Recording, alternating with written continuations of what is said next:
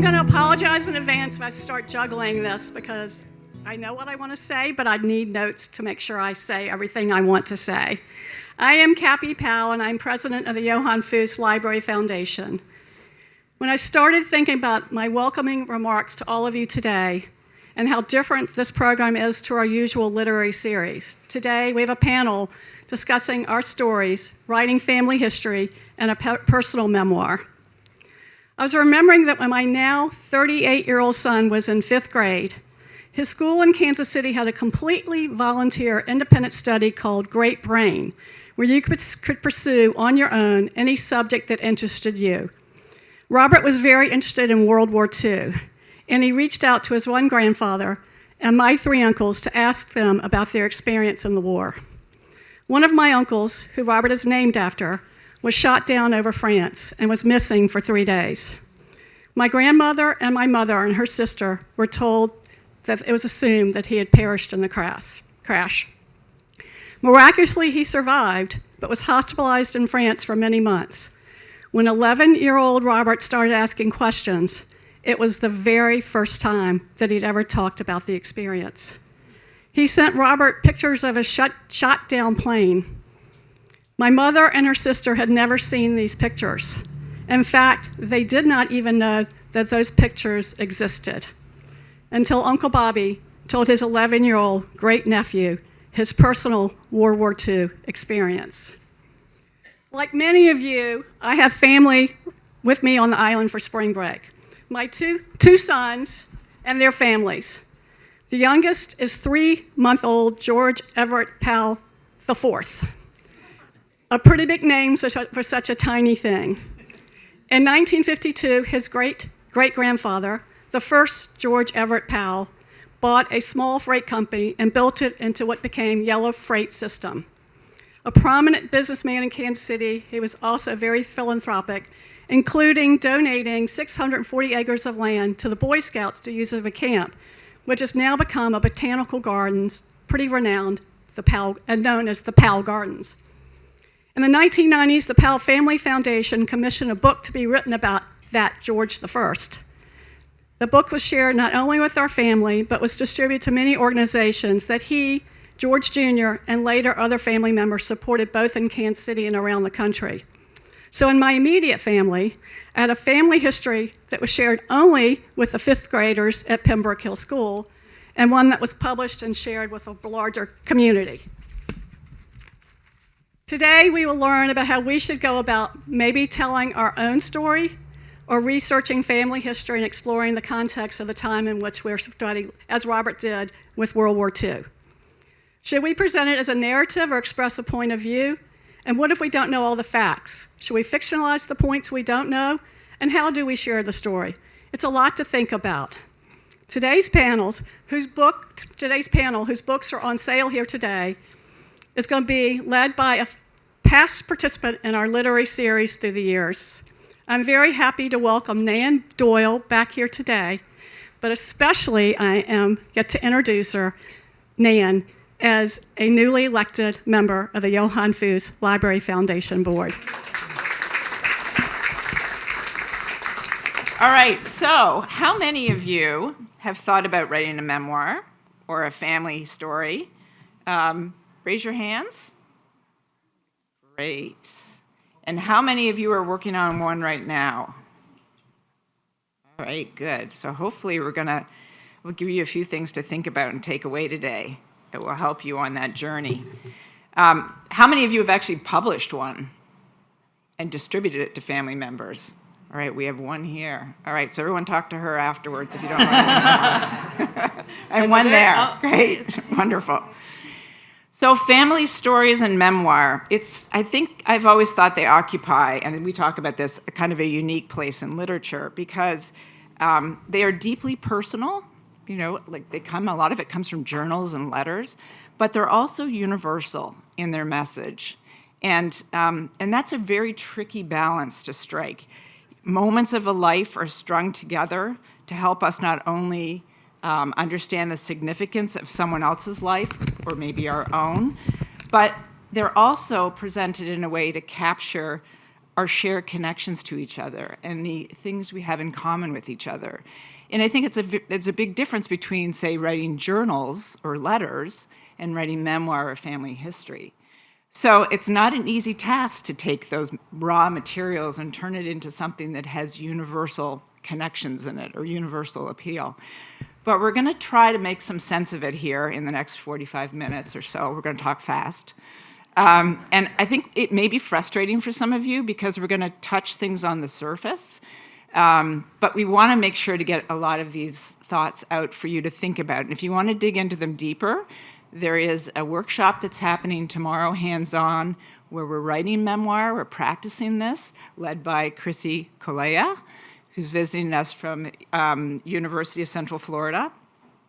And I think there are a couple spots left. But even if you don't join that, there are lots of resources that we can make available to you to dig into some of these topics in more detail. So we're going to kind of lay the groundwork for you today. And we have 3 people here to help us do that. 2 of them are actually published authors who have published family stories. And I think almost everyone here knows them, Lindsay Major and Michael Alexander. And then our 3rd guest is visiting us from Northern Florida, is associate professor of English, and you teach creative writing, and fiction. And you've also taught one short story seminar here at the library with us. Yeah. Great. So welcome back, Chrissy. Thank you. I'm so happy to be here and happy to see familiar faces in the audience. Yeah. So I thought I'd start off by just asking Lindsay and Michael to tell us a little bit about their book. And here are the books, if you haven't seen them before, right? Lindsay's and Michael's. And full disclosure, for those of you that don't know, Michael is my father. And normally I call him Dad. But I thought that'd be kind of weird saying, Chrissy and Lindsay and Dad. So I'm going to call him Mike or Michael. And we have some experience doing this in a former life where we used to be on panels together, and I always pretended I wasn't his daughter. So only because I wanted people to take me seriously. But, how that goes sometimes with children and their parents. But so I'll start with Lindsay. Lindsay, if you would, just give us a background on your book. Briefly tell us about it, who it's about, and also what inspired you to write it.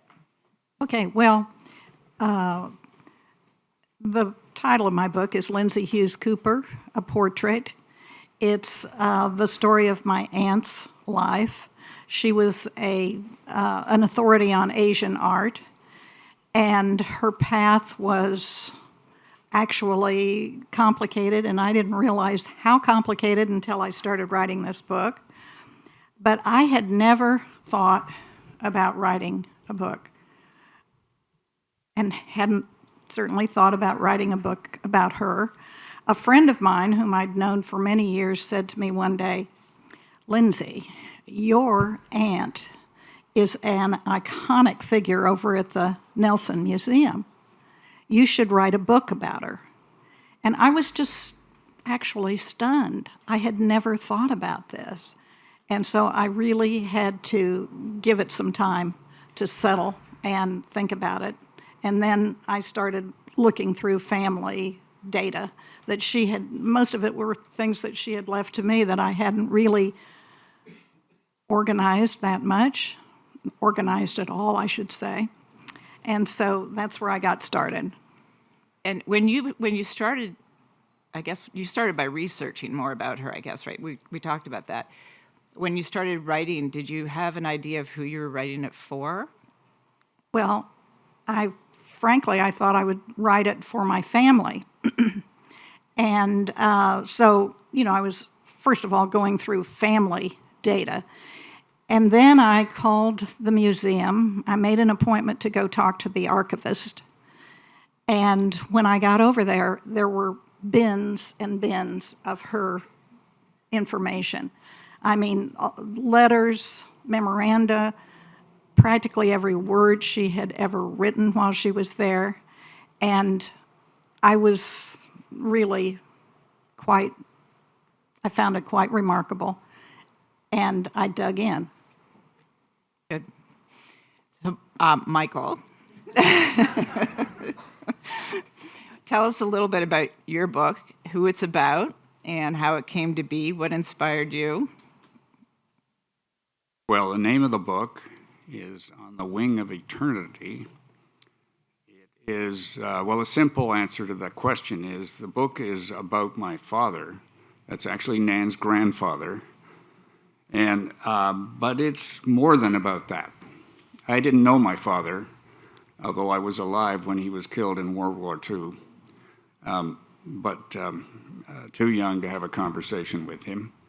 And like a lot of things in war, they don't get talked about afterwards. And my mother did not really, even if it was important to her, she wouldn't give me any of the details. I got a few bits. But like everybody else, she moved on with life. And so I was left with a pretty scarce picture of what his life was really about until I went to school and found his name on all of the prize lists and mine on none of them, and so on. And of course, I knew my grandmother was alive, but she didn't talk about him much either unless I did something wrong that he would never do. So, is that the full answer you want, or do you want me to say more? Yeah, I guess the other question is, when you started to write it, did you think, as the question I asked Lindsay too, who were you writing it for? What was your idea for who was going to read it? Okay, so there's no direct answer to that for me anyway. It goes like this. There was a trunk in my attic, and when you get older, you sort of try to either clean up or find out what's in it. So I opened it, and there was a huge pile of letters, not just that he had written, but that people had written to him all his life, and through the war. Also diaries, not every day, but on certain spots in his life, and then lots of photographs and scrapbook kind of things. And so I said to myself, I got to do something with this. I mean, I felt like it was an obligation to deal with it. I couldn't throw it out, and the next generation would have a harder time dealing with it. So I started to play with it. Well, the first thing is I started to read the letters, and I tabulated them. As I read the letters, I found a story that was a complete surprise to me, a complete surprise. It was an amazing story. And so, as a minimum, I was going to write this for somebody in the family to read, but then it changed. Very quickly, I realized this wasn't a story about him only. It was a story about a generation and what they went through between two wars, growing up in time to fight World War II. And Lindsay, I would say, I think it's the same with your book. You know, when I read your book, I realized this was a story about your aunt, but it was also the story about women of a generation, basically about the same time as my grandfather's story, right? And so when you were doing the research for this, I know you went into the archives and so on, but when you read your book, it's as if you were there with her whole life. And I've wondered how you were able to create this full picture of this woman and what she thought about things and how she responded to things from when she was young all the way through till when she got married, after she got married. Well, thank you, Nan. I did change the perspective on the book because rather than, when I was reading the information that was over in the archive at the Nelson, I realized that her path was of interest to more than just my family. And I got very immersed in the history of the Nelson Museum, history of Kansas City, what was going on in the world during this time, the Depression, which had a huge impact on everyone, and the Spanish flu, the World War II. And so as I was reading, particularly in connection with the Nelson, I thought, I'm going to write for a larger audience. And so I actually, as I was writing the book, I was, as far as my reader, who I was thinking of as my reader, I was thinking of my teenage granddaughters. some of the information about history are things that I knew, but they wouldn't know. So I was kind of writing with that perspective. But anyway, yeah, I ended up writing a book that was not just for the family. Yeah, and I think what's really interesting about both of your books is you did something that we call world building. I don't know if you want to say anything about that, but I would say as readers, and for those of you, if you haven't read both these books, you need to read both these books because you really do feel as if you're in a time and place and living in that time and place with both of these family members, right? This family memoir, and I think there's a. I'm putting you on the spot because I didn't warn you I'd ask you that question. That's fine. Any suggestions on world building when you're doing a memoir or family history? Yeah, I love that you're using that term. So world building is a term that maybe we're more familiar thinking about in terms of like fantasy novels, right? If you're a fantasy reader, you know that term. But world building is something that we do in all forms of creative writing. And really, it's nothing more fancy than finding a way to immerse the reader in the world that you're trying to create on the page. And so, world building can happen through all sorts of things. One of my favorite tricks for entering any kind of piece of writing is through the five senses. So thinking about, not just what did something look like, but thinking about accessing the smells we remember from a place, the tactile memories that we have. All of those five senses really do and can help us to at least start that process of world building. And then that can also be augmented, as both of our authors here are talking about, by research, right? And also by these items left behind. The term I always use for that is ephemera, right? Like the ephemera of our families, the things that Michael was describing finding in that box when he opened it up. And so all of those things can also help us to world build for a memoir or for any project. Yeah. Thank you, Chrissy. That's really helpful. So switching to once the two of you had done all your research, and I know, Lindsay, you have a good story on this one. At some point, you had to start writing, right? Or at least you decided you were going to start writing. And if you're like me, I could spend the rest of my life researching. You go down these rabbit holes, and you realize 6 months later you still haven't written anything. Obviously, neither one of you are like that because you did produce a book. But tell me a little bit about the writing process for you. At what point did you say, stop the research or slow it down and start writing? And so think about that and maybe what brought that about. And second of all, where did you start in the life of your person, your family member? Did you start at the beginning, or did you dive into a defining incident in their life? So where was the point that kind of grabbed you? I'm going to start writing. This is drawing me in to write, if you can remember. Well, I do remember. I loved doing the research. I just found these letters that were, that's a lost art now, letter writing. And her letters were really not only interesting and informative, but sometimes they were hilarious. And I could have just kept reading, doing the research. However, COVID came. The Nelson Museum was shut down. I couldn't get into the archive. I had to sit down and start writing. So that did it. And what was the rest of your... Where did you start with the story? I started at the beginning. Yeah, I started at the beginning of her life, actually gave a little more information about the family, but... I actually, it never occurred to me to do anything else. Michael? I know a little bit more about what you did because I was there with you. But. So I'll be careful what I say to see if it's right. So, the research is so much fun. The other part isn't.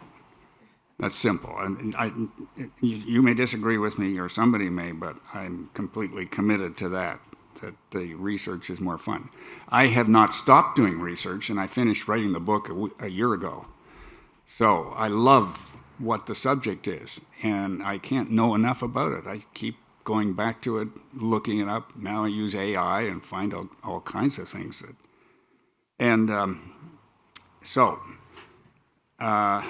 don't know. I think I started writing pretty much at the beginning, but I didn't write the right way. And when I read what I wrote, and when others read what I wrote, it didn't sound good. So there were various attempts. And we haven't got to the first person, third person yet, but I know we will. And then as I wrote, I wanted to know more about the subject, so I just kept researching as I wrote. So there has to be a division between, the content and the form. So the form was a real battle to try to figure out how to put this across in the best possible way. And the content was always there. I was always digging up content as I went, and that, of course, would change things or give me a new idea. Could I just say something? I just want to highlight something really cool about what both Lindsay and Michael are sharing with us here today, and that is that it's often not a smooth process to find our way through these stories, right? And so we might begin where we think we should begin, and that might work for us, but it also might not. And so if you are working on something right now and you find yourself saying, oh, well, Lindsay started at the beginning, that's what I should do, but I'm struggling, it's perfectly okay to start from like the part of the story that is most interesting or exciting to you, right? And then I know Michael will share with us a moment of kind of like shifting gears in terms of how he approached it. But I think the really important thing for all of us to take away is just that it's a process and a journey, and there are going to be some stumbles along the way and missteps, and that's absolutely normal. All writers go through that. So I hope no one will feel discouraged if the way we're talking about writing these books sounds different from what might work for you. And I'll just add something to Michael's book, because obviously I was there early in the early drafts. And he's going to correct me if I get this wrong, but I remember an early draft was literally a history lesson on one side and then letters on the other, and the two didn't mesh. It was like Dad writing all this history that he loved about in between the wars and World War II, and then his father's letters on the other side. And I remember asking him, who are you writing this for? And how did the two stories connect? But I think that was one of his first drafts, which was really important to get down, because if you read the book now, you'll see all those elements are in it, but they're woven together now in a very different way. But initially, the first draft was basically everything on the page, and then He's going to tell my story. Oops, sorry. You have so much more to say, but anyways. So let me ask you both this question, because this will come up for anybody who's doing memoir, family stories. It's when to tell the truth and when to not tell the truth, or when to leave it out. And sometimes writing the truth about your life or someone else's life feels like it's too much to reveal, and maybe you shouldn't. But by not telling it, you may worry that you're not doing justice to the story and you're not telling the full story. And I think this is something that everybody runs into. What do I reveal and what do I not? And I certainly have done it when I've written about other people's lives. I've had to make choices about what to bring into the story and what not, what serves the story, what doesn't. So I'm going to ask our two authors here if they ran into that with their manuscripts. And what was it? And if you didn't know what to talk about, it's fine too. But I'm just curious if you did, and how did you deal with it? How did you make the decision that you did? And did you leave it in or did you take it out? So, whichever one of you wants to, if you want to, either of you want to make a comment, it'd be very helpful.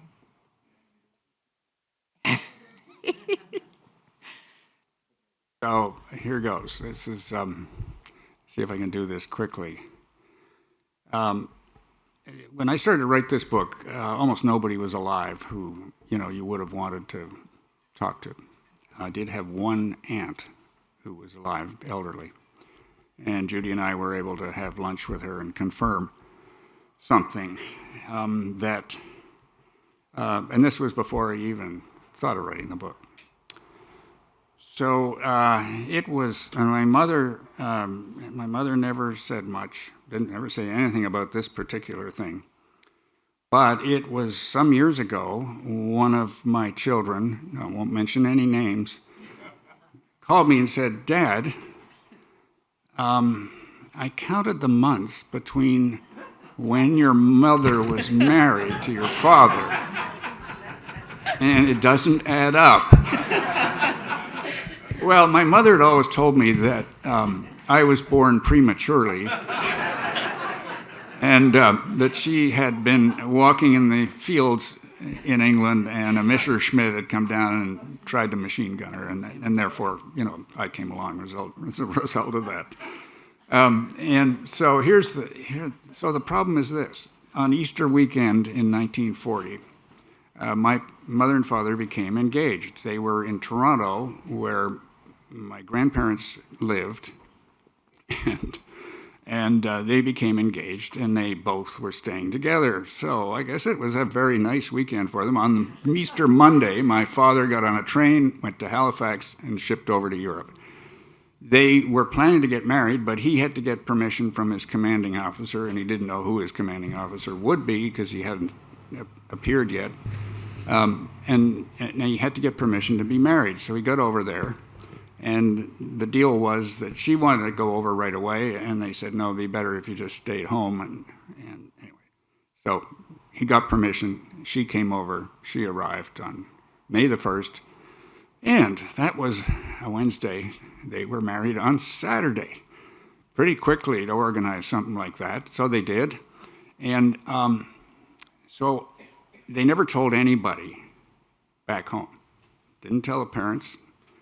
They soon told them that they were expecting, and they gave them a date of February, so it would all add up.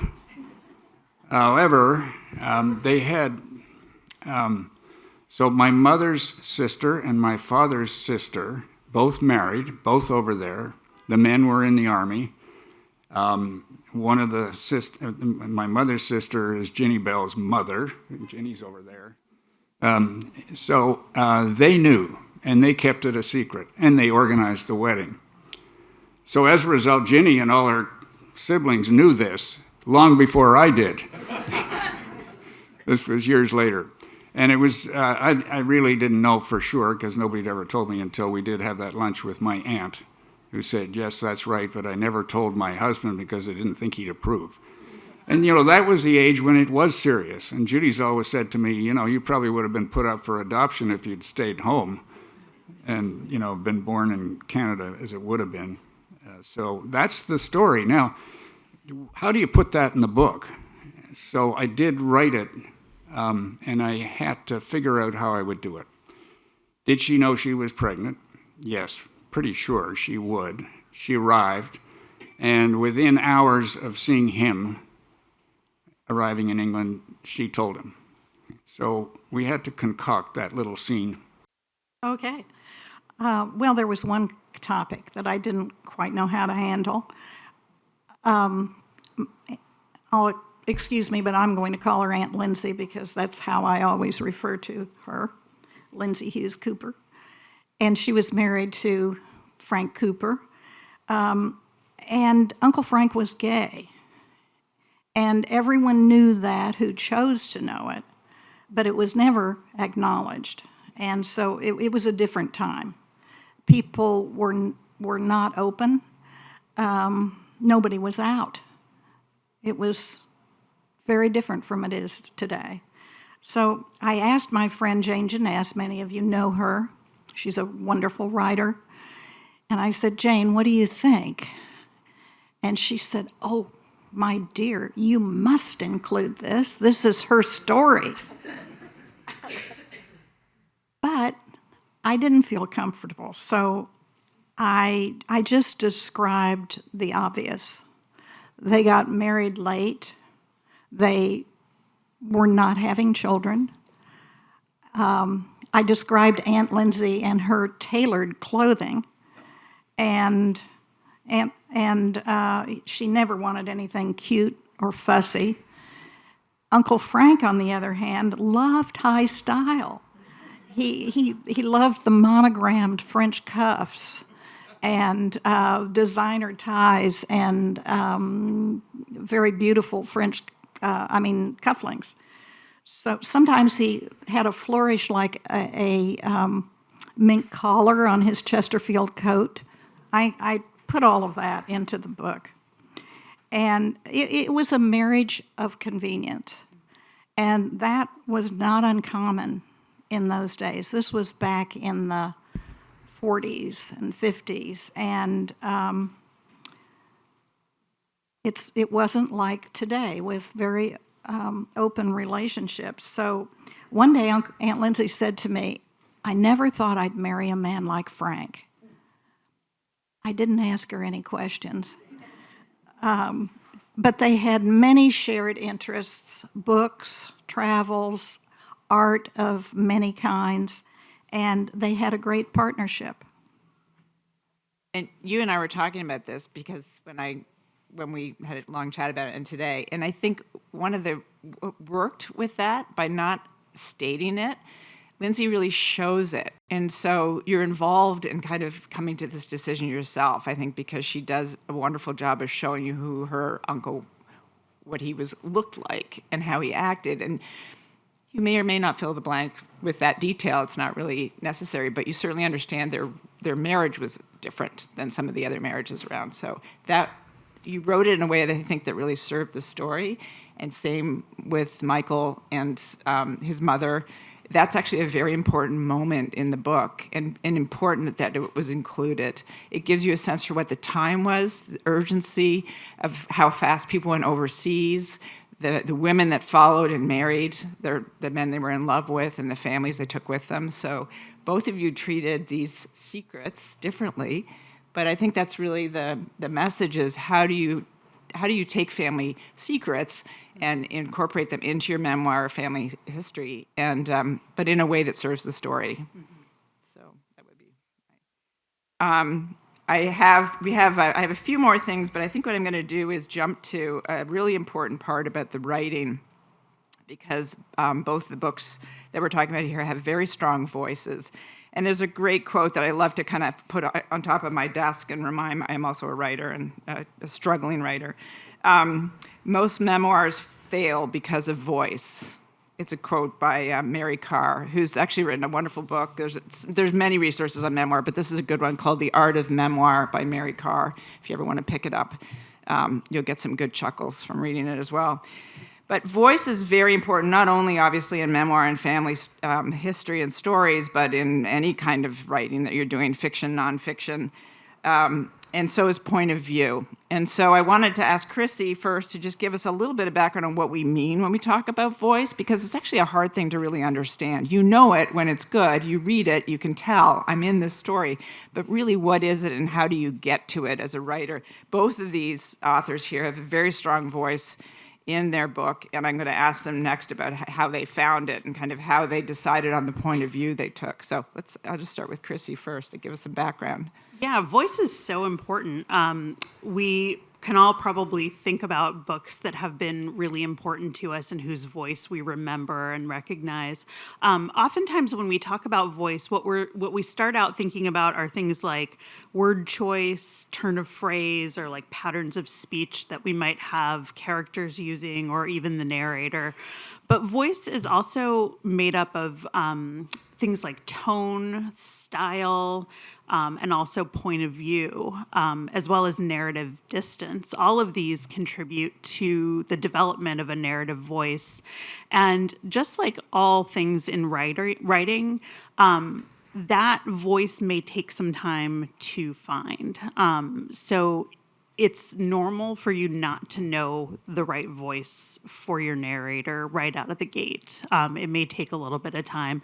One quote that I like about voice is this. It says, "When voice is present, we have the sense, in the words of Philip Gerard, that we could pick the writer out of a crowd." It's almost like a kind of like a visual cue, right? Like you know what someone looks like. Also, you know what a narrative voice would sound like. We can talk about point of view too, if that's interesting. I think they may, I'm going to ask both of them why they chose the point of view they did, which may Yeah. play into how they found the voice as well. So if you want to add comments after they've said something, maybe that Yeah, would that's help. great. Either one of you, I happen to be intimately familiar with what Michael's choice was for point of view, the voice. So maybe we start there and tell us. I mean, it's an unusual choice you made, how to tell this story and who told the story. Well, I fumbled around for quite a long time, messing it up, and but you know, I was reading these letters, and there was a voice in the letters, in many of the things you just said. So I won't go over them, but they were all there, and so I think I probably had an advantage, or I don't know if it was easy, but you know, I picked up on that. Doing, you know, as Nan said, I wanted to tell a history because it needed context. I mean, what was going on at the time? He was doing what he was doing and telling us about it in his letters and diaries. And if you didn't know what was happening around him, and he couldn't write about all that. He wasn't allowed to if you're using the first person. And so I thought, first tried it, I thought, as Nan said, I did a kind of a history book. And that's what it looked like and sounded like. And that didn't work. So here's the trick. How do you put all that in his words? And so that's what happened. I had to know exactly what was happening that he would know. So I read almost 2 years of London newspapers to know what the public would know. I learned a lot, and they knew a lot. And so, and lots of other stuff I read. But I had to get the background for the reader, otherwise there'd be very little context for his story. So that's a challenge for writing in the first person, but there are rewards. I'll stop there. Yeah, and for those of you that haven't read it, On the Wing of Eternity is actually written in the first person. So my grandfather tells the story of his life. Am I ruining it if I add to this? He tells it from the last day of his life as he's awaiting his final orders to fly over Rotterdam. I hope I'm not taking your words away from you. You can add later. But just to clarify, the whole book is written in the first person by a man that wasn't alive when he wrote it. So it's really quite a bold move. And you might actually ask, well, is it really memoir? You know, it's really not him speaking, but it is him speaking because, as Mike was saying, he read the letters and he recognized the voice, and using that voice then had the man tell the story of his life. So it was kind of an interesting, rather bold, but you can do it. There's no rules. You can do whatever you want. So there you go. But with Lindsay, with your book, it's different. There's a very strong voice there, and then you want to say something about you show up in it. Well, that's true. Frankly, I was pretty oblivious about point of view or voice. I have read a lot of biography, and I love reading biographies. I was trying to make it objective and just not overpraising her, just the facts. And when Nan references about maybe 3/4 into the book, I was closer to my aunt because we hadn't lived together. Actually, my mother died when I was young, and my brother, sister, and I went out to California. They were living in Laguna Beach at the time, so I had more exposure to her then. And then Aunt Lindsay and Uncle Frank took us to Europe for a 3-month trip. Over a summer. I was 16. And so we went to every museum and I got exposed to her knowledge. And then ultimately they moved back to Kansas City, which is where I live and where she was involved with the Nelson, and she was involved with the Nelson again. And so I had more involvement with her toward the end of the last quarter of the book, I would guess I'd say. But as far as the voice, I love your analysis of it. I was kind of oblivious, and I was just trying to write a story objectively. So we give you enough time to ask questions. We're just going to cover one more point before we turn it over to you. And I'm going to ask Chrissy to talk about, once you have all this in place and you have the story written down, and we haven't even talked about editing, by the way, the most important part of the book, is how do you structure this? What you see with these two is it's a fairly traditional structure. It's a book. It got published by a publisher, and it was distributed to a wide audience. But in writing memoir and family stories, it doesn't have to be a book, the end product. It can be poetry. And actually, one of Chrissy's books that's on the table over there, I think, is really your poems in some way, like it's memoir. Yeah. And I think about Alice Gorman's book. Really, that's memoir, right? It's poetry, but it's memoir. So give us an idea of like where you can go with this. I mean, anywhere, right? Yeah. So I think that's one of the things that gets me so excited about this topic is there is so much that we can do with these stories, right? If you are sitting on a cache of letters and diaries and pictures, those can turn into books like this, but they can also turn into all kinds of other ways of sharing those stories. So, you might make a photo book or some sort of like scrapbook to share with family. You can make oral history projects that you might share, especially if you have recordings of interviews. There's lots of different ways that you can find to share these. And the other way to think about this too is that there's a lot of really interesting experiments happening in the world of memoir, biography. The kind of umbrella term that we use in the creative writing world is creative nonfiction. So anything that's true but is written in a creative way. That's like the umbrella term. And in that field, there's some really, really cool and interesting stuff happening. There are people who are writing things like list essays, which tomorrow in our class we're going to practice looking at and writing something like that. There are really cool things called braided narratives, which some of you may know. And the idea of a braided narrative is you take maybe like 3 stories that seem like they have like nothing to do with one another. Maybe you take like 3 people from your family and you tell their stories and you kind of like interweave them. And the interest and the energy comes from the unexpected juxtaposition of those stories. That's a really fun way that you can play with telling these stories. There's something I really love called a hermit crab essay.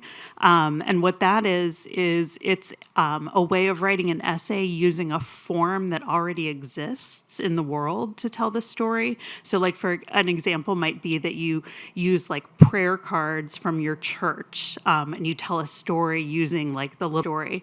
There's a lot of permission out there and opportunity to kind of create a form that feels like the right form for telling the story that you want to tell. So I think the thing I want to leave you with is if something like these books feels right to you, then that's great. But if it doesn't, if you say, I've got all this stuff and I'm thinking creatively and that doesn't feel quite right, like poke around because there are a lot of really cool and interesting ways that people are finding to tell these stories. And it's really fun for readers. It's really fun for our families to get to encounter those. All right, I hate to say it, but we have run out of our talking time, and I want to make sure to get questions from you if you have any. If you don't, we'll continue to talk, but I know some of you have questions, so ask away. No, Garland. I can be like, what mechanics did you use? I heard somebody that suggested the novel new idea of using index cards to get. How'd you gather your materials and keep them all straight so you could come back to it? I wasn't very organized. I took a lot of notes by hand. I made copies of things that were at the museum. As far as, I do have a couple things I might say as advice, though. If I were you, I'd start, when you get started, give yourself a deadline. And 6 months, a year, you're going to see how far you can get at that point, and then rejudge it when you get to that point. But for me, I need a deadline. And one of the things that helped me very much was when I would sit down to write, I would set a timer. If I had 2 hours, I would set a timer for 2 hours, and I would let nothing interfere. No phone calls, nothing, and no interruptions. And if I had an hour, I would set a timer. And it's amazing how much you can accomplish in an hour if you have no distractions at all. And the other thing I did that really helped me was when I'd finish, I had to quit. I'd make a little Post-it note where I'm writing and say, start here. And somewhere I heard that the average adult spends 23 minutes getting back to the place that they were if they don't make a note of it. And so, Lindsay, that's really impressive, especially when you hear what I did. So I wasn't very organized at all, but I was typing in Word, very slowly because I grew up not knowing how to type.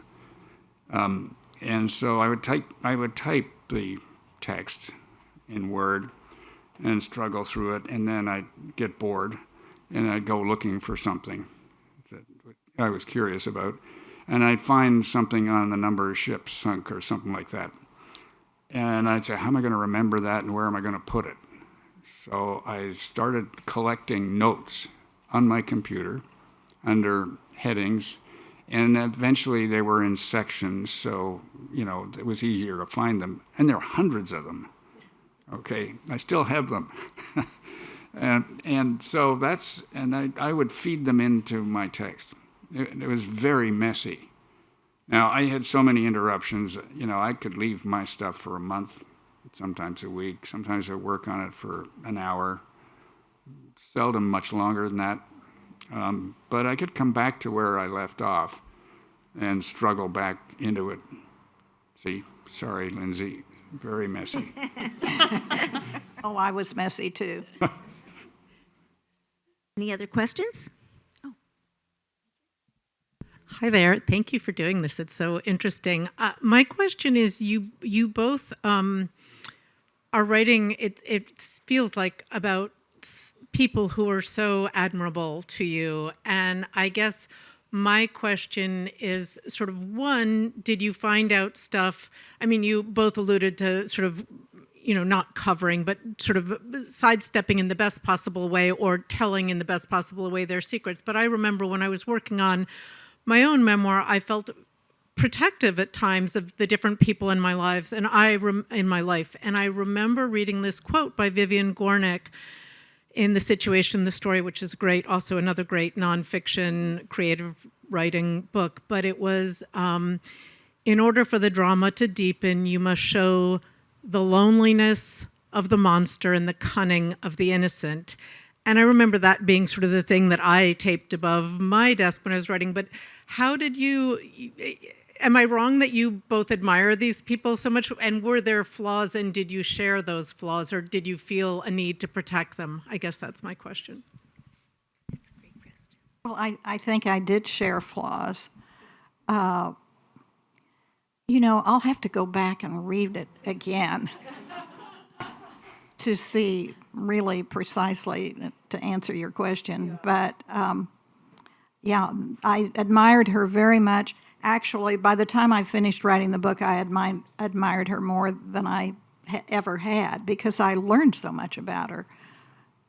Strangely enough, I didn't know. Yeah, and I think also you showed who she was. So it's interesting you asked that about that. And I think whether you realize you had that skill or not, Lindsay, you did show who your aunt was. So I feel when you read that book, you see her for all the bumps and lumps and wonderful things. She's a full person. And I think that's a trick, right? We talk about too, to remember, don't tell us who this person is, and have reverence, certainly if you think highly of them. But both of you have shown us who the person is you're writing about. And I think that makes a big difference, right? That so you don't feel that judgment. But I'm answering for Michael, so I don't know what. Well, yeah. Well, of course, I admired the person I was writing about, but there was something I found in the letters, which it was really powerful. There is a tone of humility in all of his writing. And I would say that wasn't peculiar to him. It might be, you might say it was peculiar to that age. They did not talk about themselves. They were uncomfortable doing that. They praised others, but they did not praise themselves. That would come. So there is one point in the book where I had difficulty with this, because he had to tell how many prizes he was winning and scholarships and all of this sort of stuff, because it had to be in the book. So he does, and then I put in this. He apologizes. He says, "I'm sorry for saying all this, but I am writing a story about what I did, so I guess I have to." Something like that.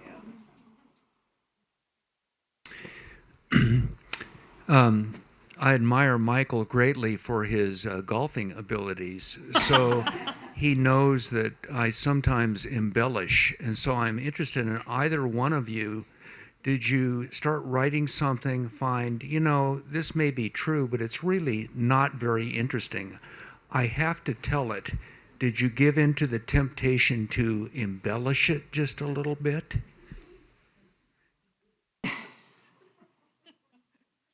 I don't think I needed to embellish it. It was basically a really interesting story, and I was quite fascinated, and I don't think I embellished it.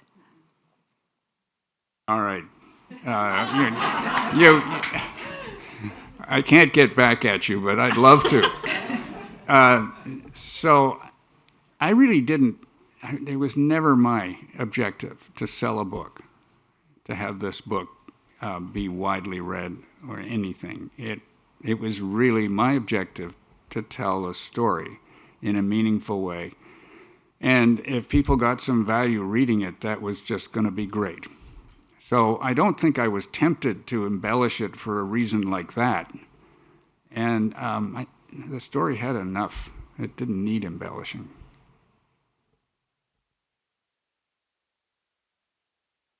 So, Michael, I remember you complaining a lot about your editor early on in this. And how hard she was on you. But my question is, how far along did you get before you decided to write it in the first person? How much had you written before you made that decision and had to go back and rewrite it? Well, I think I'd done a draft of the whole book, but it isn't the whole book that it is now, because it got added to with context material, especially in the first person. But we got rid of all that history, and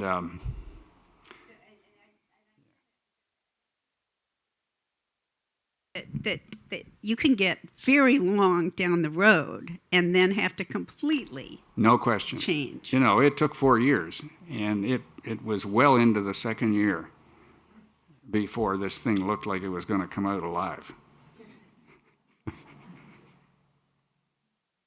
But I'll just add to that. When he decided to write it in the first person, it was really interesting because we had to go back through the whole thing. He went back through the whole thing. He would come to me and we'd talk about it, and then he'd disappear. He's actually a great writer to work with. He would disappear, and I'd be like, he's never going to do this. He'd come back, and then he'd come back with his manuscript, and be like, oh Another my side God. to that story.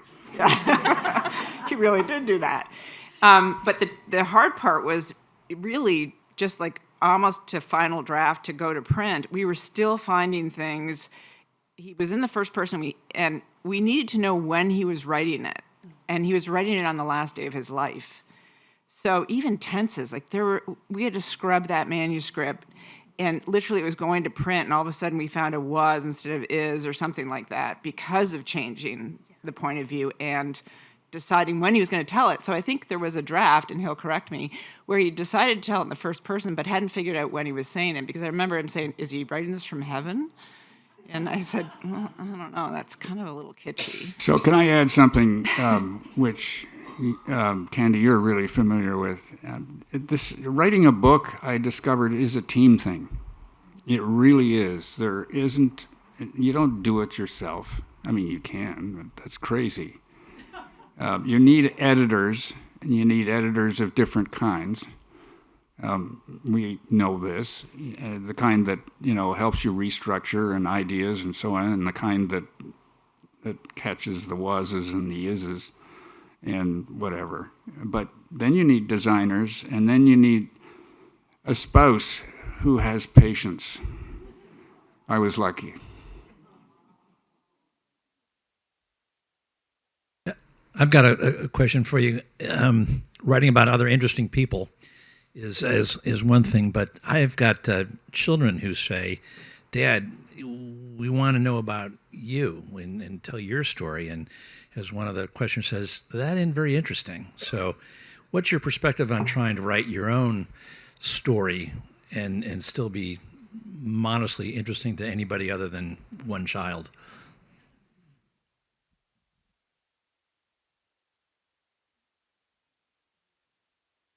I wish I knew. They always ask you, "What's your next book?" And guess what? Might be, try to write my story, but I can't think of anything more boring than reading. Right? Yeah, I'm with you. So I'll tell you what. I came up with a bunch of ideas, and none of them are secure yet. But here's one: lessons I learned in life. Leave out the life. Lessons I learned. And so, that was one way of attacking it. There's somebody else here right opposite me who's got another title for his. I don't know if he'll share it, but, so the title, my first title in my book was A Short Full Life, which kind of said it to me. It was a working title. It wasn't going to go very far, but it was so maybe you think of it that way. I really like what Michael just said, because I think it gets at something that maybe feels daunting sometimes about these projects is if you approach it as like, I'm going to tell my life, from birth to death, right? Then that can feel potentially like not very interesting. There's a lot of baggy moments that aren't super fascinating. But if we frame it in a way that has particular thematic takeaways, that might be a way to approach. So maybe just thinking about a structure, again, like we talked about the list essay, something like a list of your best advice, or the things you've learned that were the most difficult, maybe like the dumbest things you've ever done, something like that. Anything that you can do to approach it to make it feel useful to someone else. I love what Nan said to start us all off here, which is that these projects begin as individual things, but they succeed in the world when they open out and when they say something universal. Hello. I have 3 siblings who have different versions of things that happened in their lives. And I'm going through we were impacted by Milton, and unfortunately a lot of family pictures were destroyed. So every time I try to pull them apart, I experience either grief or something was hilarious, and I'll share it with my brother and sister, and they'll go, "That's not what happened." I don't know if you dealt with any of that at all. I'd love to hear how you did. Well, I did consult siblings and cousins. I didn't get a whole lot of help, but after I finished the book, and I suggested my children read it, and I got a call. I'm still editing, because every time I read the book, I see something I'd like to change that. I got a call from my daughter, and she said, "Mom, you know that trip that you described that Aunt Lindsay and Uncle Frank took around the perimeter of France?" And I said, "Oh, yeah." And she said, "Well, you might want to change that part where you said they had a lot of one-night stands."